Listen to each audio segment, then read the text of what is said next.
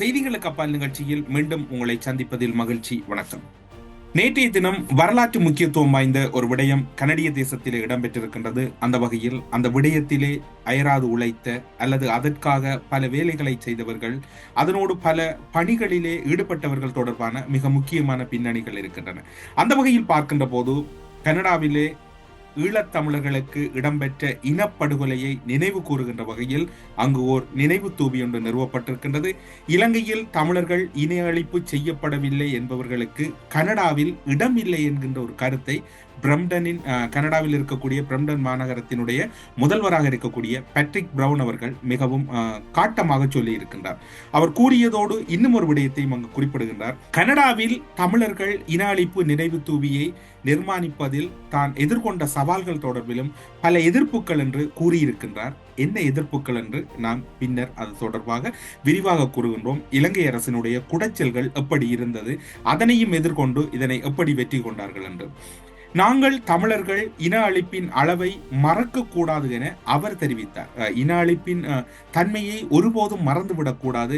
இன அழிப்பு என்பது மிக பிரதானமான, உலகத்திலே இன்று அடையாளப்படுத்தப்பட வேண்டி அதற்காக நீதிகள் மறக்கப்படுகின்ற போது அந்த நீதிகளுக்காக குரல்களை உரத்து சொல்ல வேண்டிய கடப்பாடு இருக்கின்றவையை அவர் அங்கு குறிப்பிட்டதுடன் அவர் இன்னும் ஒரு சுவாரஸ்யமான தகவலை குறிப்பிடுகின்றார். இலங்கையில் இனப்படுகொலை இடம்பெறவில்லை என்று கூறுபவர்கள் குறிப்பாக தனது மாநகர எல்லையாக இருக்கக்கூடிய பிரம்டனிலும் இருந்து வெளியேறலாம், கனடாவிலும் இருந்து வெளியேறலாம், நீங்கள் எல்லோரும் போய் கொழும்பிலே குடியேறலாம் என்று மேயர், அந்த பகுதியினுடைய மேயராகவும் இந்த திறப்பு விழாவினை மேற்கொண்டிருந்த பேட்ரிக் பிரவுன் அவர்கள் உரத்து கூறுகின்றார், ஆணித்தரமாக கூறுகின்றார்.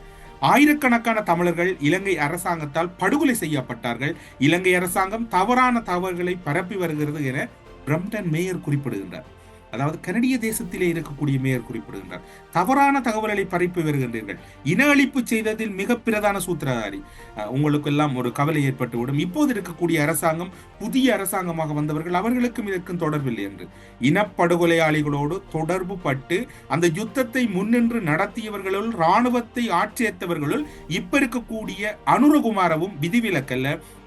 அன்றைய காலப்பகுதியில் மஹிந்த ராஜபக்ச யுத்தத்தை தீவிரப்படுத்தப்படுகின்ற போது குறிப்பாக கிராமப்புறங்களில் இருந்த இளைஞர்களை அணி திரட்டுவதில் இந்த மக்கள் விடுதலை முன்னணியாக அன்று இருந்த இவர்களோடு சேர்ந்து பயணித்த சோமவன்ச அமரசிங்க, பிமல் வீரவன்ச, பிமல் ரட்நாயக்க, இப்போது இருக்கக்கூடிய முக்கிய பிரமுகராக பார்க்கக்கூடிய டெல்வின் சில்வா, அனுரகுமார திசாநாயக்க, வெளிவிகார அமைச்சராக இருக்கக்கூடியவர், பலருடைய பெயர்களை நாங்கள் அடுக்கி செல்லலாம். எல்லோருமே அன்று யுத்தத்துக்கு ஆள் திரட்டியவர்கள்.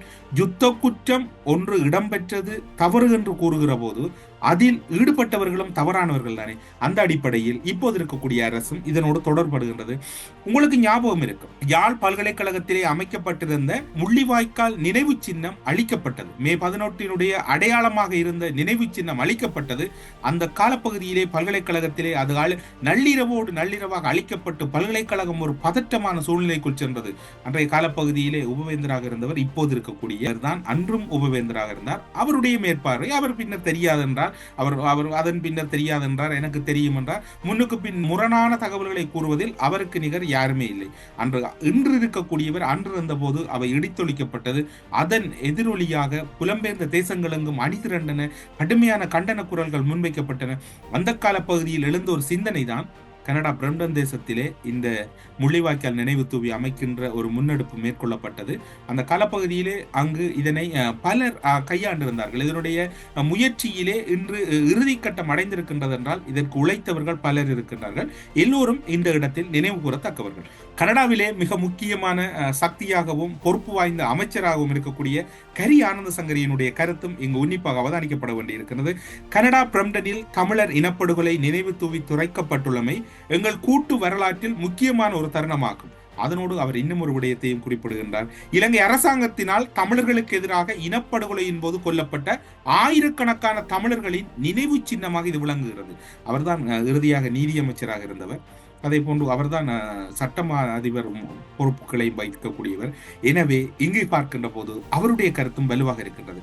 ஒட்டுமொத்தத்திலே இப்போது இருக்கக்கூடிய தசாப்தங்களிலே உலகம் இலங்கையிலே இடம்பெற்றது இனப்படுகொலை என்பதை நிறுவுவதில் தீவிரம் காட்டி வருகின்றது. அந்த வகையில் இவருடைய கூற்றும் மிக முக்கியமாக இருக்கின்றது. ஒட்டுமொத்தத்தில் இலங்கை அரசுக்கு இது பெரும் தலையீடியாக போகின்றது. இனி வருகின்ற இன்று ஞாயிறு தரமாக இருப்பதனால் நாளை மறுதினம் எல்லாம் இதற்கான எதிர்வினை ஆற்றுவார்கள். இவை தொடர்பில் கடுமையான கண்டன குரல்களை இலங்கை அரசு பதிவு செய்யும் என்று எதிர்பார்க்கப்படுகிறது. இலங்கை அரசை பொறுத்தவரையில் இவை பெரும் தலைவலியான ஒரு விடயமாகவே அவர்களுக்கு இருக்கின்றமையை இங்கு அவதானிக்கக்கூடியதாக இருக்கின்றது.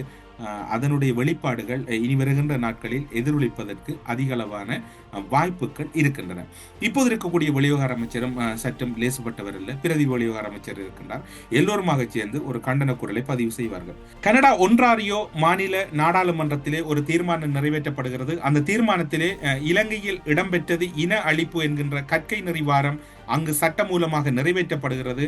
அதற்கு எதிராக கூட கொழும்பில் இருக்கக்கூடிய அரச வர்க்கம் கனடாவிலே அதற்கு எதிரான கடுமையான நடவடிக்கைகளை எடுத்தார்கள்.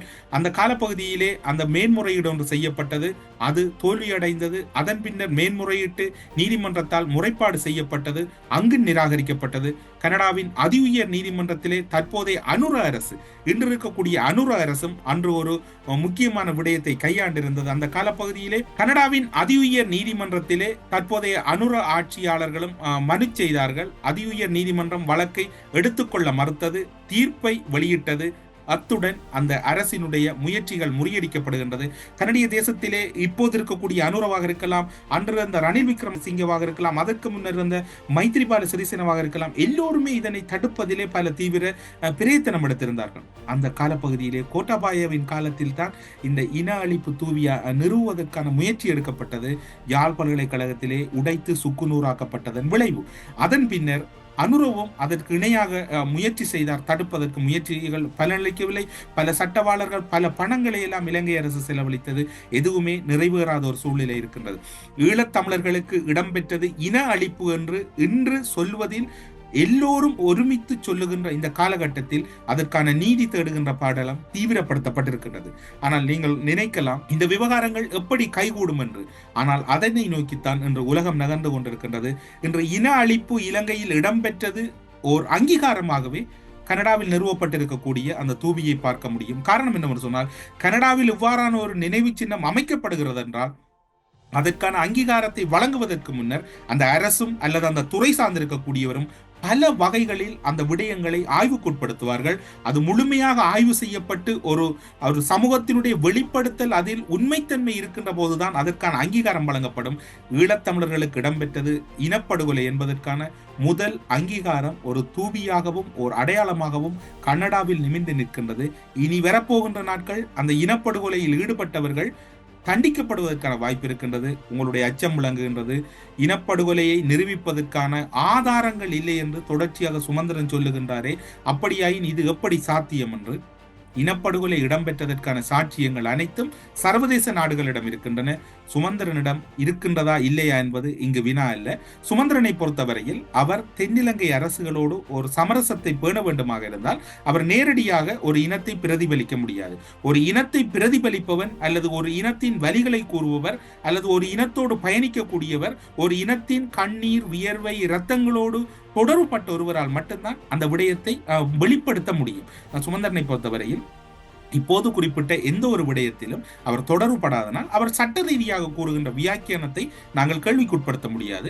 அவர் சட்ட ரீதியாக கூறுகின்றார். பொறுத்திருந்து பார்ப்போம். தமிழர்களுக்கு இடம்பெற்றது இனப்படுகொலை என்று சிங்கள அரசிடம் நிரூபித்து அதனை நிரூபிப்பது முக்கியமா அல்லது சுமந்திரனுக்கு நிரூபிப்பது முக்கியமா என்பதை பொறுத்திருந்து பார்ப்போம். ஒட்டுமொத்தத்தில் உலகம் இலங்கையில் இடம்பெற்றது இனப்படுகொலை என்பதை நிரூபிப்பதற்கான அந்த சாட்சியங்களை நோக்கி நகர்ந்து நெருங்கிவிட்டனர். எனவே கனடாவினுடைய இந்த செயற்பாடு ஒட்டுமொத்த ஈழத்தமிழர்களுக்கும் பெரும் ஒரு ஆறுதலாக அமைந்திருக்கின்றது என்று எல்லோரும் கூறுகின்றார்கள். சர்வதேச விசாரணைகள் இடம்பெறுவதற்கான ஒரு முகாந்தரத்தை நோக்கி நகர்கின்றது. அனுர அரசுக்கு தலையிடியாக மாறிய கனடாவினுடைய புதிய நகர்வுகள் என்று எல்லோரும் அச்சப்படுகின்றார்கள். அனுர அரசு தென்னிலங்கையில் கூட இதனுடைய பின்னடைவுகளையும் அல்லது வீழ்ச்சிகளையும் எதிர்கொள்வதற்கு வாய்ப்பு இருக்கின்றது. எதிரணியில் இருக்கக்கூடிய நாமல் ராஜபக்ச இதனை அரசியல் பொறியாக மாற்றுவார். அனுரகுமார திசாநாயக்க எப்படி நகர்ந்து செல்ல போகிறார், இதனை எப்படி கையாள போகிறார். கனடாவினுடைய அழுத்தம் இனி வரப்போகின்ற நாட்களில் பிரித்தானியா அதே போன்ற ஐரோப்பிய ஒன்றியம் என்று பல நாடுகளிலும் வியாபிப்பதற்கு வாய்ப்பு இருக்கின்றது. அனுர அரசை கடுமையாக நகர்த்தி செல்லுகின்ற ஒரு போக்கை சர்வதேசம் மேற்கொள்ளுமா, இந்த சர்வதேச விசாரணை இனி வருகின்ற நாட்களில் உச்சம் பெறுமா என்கின்ற அந்த எதிர்பார்ப்புகளோடு இன்றைய செய்திகளுக்கு அப்பால் நிகழ்ச்சியிலிருந்து விடைபெற்றுக் கொள்கிறோம். நன்றி, வணக்கம்.